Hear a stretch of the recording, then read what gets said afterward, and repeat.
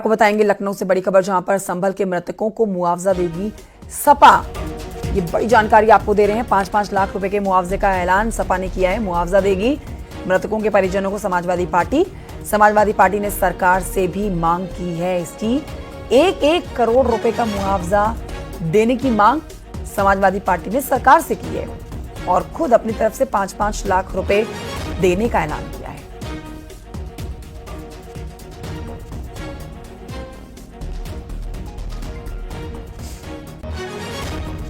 24 नवंबर के घटनाक्रम के बाद से लगातार जिन लोगों की जान गई है उनके मृतकों को मुआवजे की मांग समाजवादी पार्टी कर ही रही है। लेकिन अब देखिए, खुद भी पार्टी ने 5-5 लाख रुपए के मुआवजे का ऐलान कर दिया और सरकार से 1-1 करोड़ रुपए मुआवजा देने की मांग की जा रही है। अलाउद्दीन और जानकारी देंगे इस खबर पर। अलाउद्दीन, आज तो समाजवादी पार्टी का डेलीगेशन जाना था संभल, लेकिन वो पॉसिबल नहीं हो पाया। अगर समाजवादी पार्टी संभल नहीं जा पा रही है तो इस एवज में मुआवजे का ऐलान सही, 5-5 लाख रुपए का मुआवजे का ऐलान मृतकों के परिजनों को।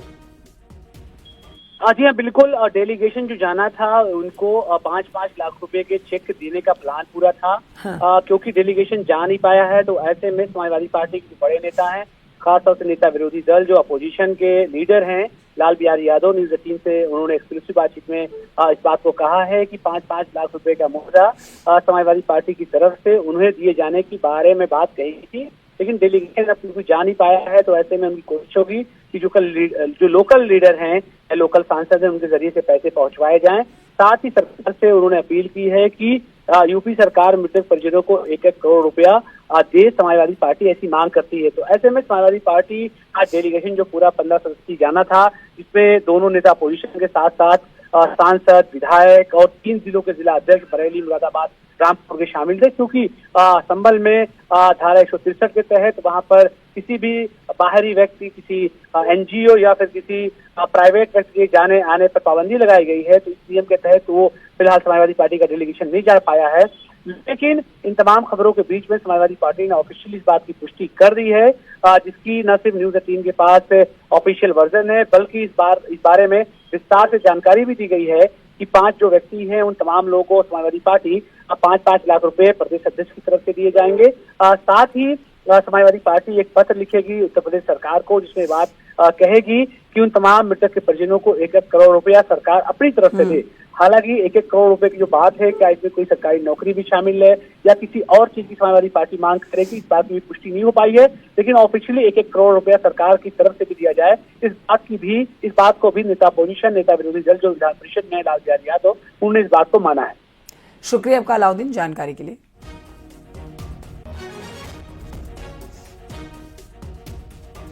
आगे हम लोग जो है राष्ट्रीय अध्यक्ष जी ने पीड़ित जो लोग हैं, जो जिनकी हत्या हुई है, उनके परिवार के लिए 5-5 लाख रुपया सहयोग राशि देने की घोषणा किया है। और उन्होंने कहा है, और हम लोग पार्टी की तरफ से ये तय है कि हम जाएंगे वहाँ, हम वहाँ जाएंगे। प्रदेश राष्ट्रीय अध्यक्ष जी आज बाहर चले गए हैं, वो लौटते हैं तो फिर इस पर जो है बैठकें होंगी और बैठक होकर के डेट तय की जाएगी और उसकी सूचना प्रशासन को दे दी जाएगी। इस बीच आपको ये अपडेट दे देते हैं कि संभल में पुलिस की कोशिशों के बाद शांति बनी हुई है। डीएम ने सुरक्षा के लिहाज से बाहरी नेताओं के आने पर फिलहाल बैन लगा रखा है 10 दिसंबर तक। लेकिन बावजूद इसके समाजवादी पार्टी का डेलीगेशन संभल जाने पर अड़ा हुआ है, जिसके बाद अब ये सवाल उठ रहे हैं कि क्या संभल हिंसा पर समाजवादी पार्टी सियासत कर रही है। और इस मुद्दे पर आचार्य प्रमोद कृष्णम से भी खास बातचीत की गई है, सुनिए। आचार्य प्रमोद कृष्णम जी हमारे साथ में हैं। सर, जिस तरीके की संभल में घटना हुई और उसके बाद समाजवादी पार्टी का डेलीगेशन जबरदस्ती जाने को वहां तैयार है, आज पुलिस ने रोक रखा है, किस तरह से देखते हैं जी? पहले लोगों को भड़काओ, फिर पत्थर फिकवाओ, फिर दंगा करवाओ, फिर डेलीगेशन भिजवाओ। ये दंगा कराने की नीति है या शांति की नीति है? वहाँ जो बच्चे मरे हैं, ठीक है, मैं उनसे ज्यादा दोष उन लोगों का मानता हूँ जिन्होंने उनके हाथ में पत्थर दिए। ये एक बहुत व्यापक विषय है, बड़ा विषय है। संभल बहुत ही अच्छा शहर है। संभल के लोग झगड़ा नहीं चाहते। ये झगड़ा हिंदू और मुसलमान का नहीं है, लेकिन इस देश के अंदर न्यायपालिका है, इस देश के अंदर लोकतंत्र है। न्यायपालिका का सम्मान कीजिए, न्यायपालिका के फैसले का इंतजार कीजिए और न्यायपालिका पे भरोसा रखिए। यही डेमोक्रेसी है। अगर आप न्यायपालिका पे भरोसा नहीं रखें तो बहुत से सवाल या निशान खड़े हो जाएंगे। जहां तक सवाल है कि वहां जामा मस्जिद है या वहां मंदिर है, तो हमारे पुराणों में ये लिखा है कि भगवान का अवतार संभल में होगा। ये पुराणों में लिखा है।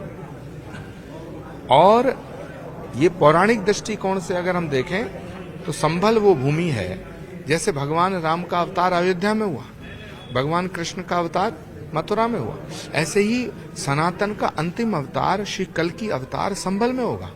ये पुराणों में लिखा है, पुराणों में मेंशन है। श्रीमद् भागवत का एक श्लोक है, संभल ग्राम मुखस्य ब्राह्मणस्य महात्मना भवने विष्णु यशस्य कल्कि प्रादुर्भविष्यति। संभल नामक स्थान पे भगवान का पूर्ण अवतार कल्कि के रूप में अवतार लेगा। इसी अवधारणा और इसी सूत्र को आत्मसात करते हुए वहां अवतार से पहले श्री कल्कि धाम की स्थापना हुई। भारत के प्रधानमंत्री आदरणीय नरेंद्र मोदी जी ने 19 फरवरी को हमारे यहाँ श्री कल्कि धाम की आधारशिला रखी। तो पौराणिक महत्व बहुत है इस नगर का। इतिहास के दृष्टिकोण से अगर हम देखें तो ये सच है कि औरंगजेब ने, बाबर ने, तैमूर लंग ने मंदिरों को तोड़ा और उन मंदिरों को तोड़ा जहां से हिंदुओं की आस्था जुड़ी हुई थी। अयोध्या का मंदिर टूटा, मथुरा का टूटा, पानीपत का भी टूटा, संभल का भी टूटा। ये बाबरनामा में लिखा हुआ है, आईने अकबरी में लिखा हुआ है। तो जहां पर मंदिर तोड़ करके मस्जिद बनी, हम ये नहीं कह रहे, कोई ये नहीं कह रहा कि मस्जिद तोड़ के मंदिर बना दो, लेकिन क्या ये जो इतिहास में लिखा है इसकी सच्चाई जानने का अधिकार तो है। कहां मंदिर था, कहां नहीं। सर, आपने अखिलेश यादव के लिए कहा था कि इन पर एफआईआर होनी चाहिए, ये किस विषय में, किस लिए कहा? देखिए, वहां के जो स्थानीय सांसद हैं वो समाजवादी पार्टी के हैं, वहां के विधायक भी समाजवादी पार्टी के हैं। तो समाजवादी पार्टी के नेताओं ने दंगा भड़काने के लिए लोगों को उकसाया। तो जिसने पत्थर मारा वो अपराधी, जिसने पत्थर मरवाया वो भी तो अपराधी।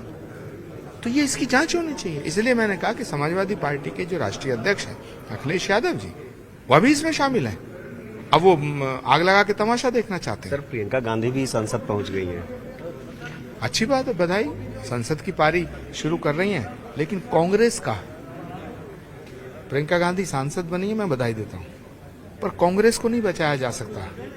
जब तक राहुल गांधी हैं, कांग्रेस के नेता राहुल गांधी हैं, तो उनकी चंडाल चौकड़ी मौजूद है, और जब तक उनकी चंडाल चौकड़ी है कांग्रेस को बचाया नहीं जा सकता। सर, अंतिम सवाल है, हिंदू जागरण यात्रा को किस तरीके से आप देखते हैं? देश में लोकतंत्र है, सब अपने अपने धर्म को जागृत करना चाहते हैं, तो जो भी यात्राएं निकलती हैं यात्राओं का स्वागत है, यात्राओं का महत्व है।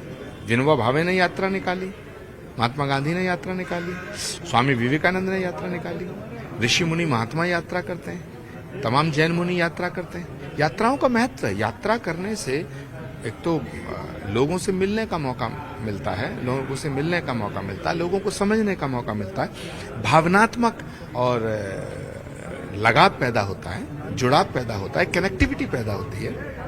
तो यात्रा तो अच्छी बात है, यात्रा में क्या दिक्कत है। लेकिन यात्रा अगर देश को तोड़ने के नजरिए से होती है तो गलत है। देश को जोड़ने के नजरिए से होनी चाहिए, उसका स्वागत है। तो यात्राओं का स्वागत है। जाहिर सी बात है कि आज सीधे तौर पर प्रमोद कृष्णम जी हमारे साथ में थे। उनका कहना है कि हिंदू जागरण यात्रा, यानी कि जो यात्रा जोड़ने के लिए है, उनका अपना महत्व है। कैमरामैन उपेंद्र के साथ संकेत मिश्रा, न्यूज़ 18 लखनऊ।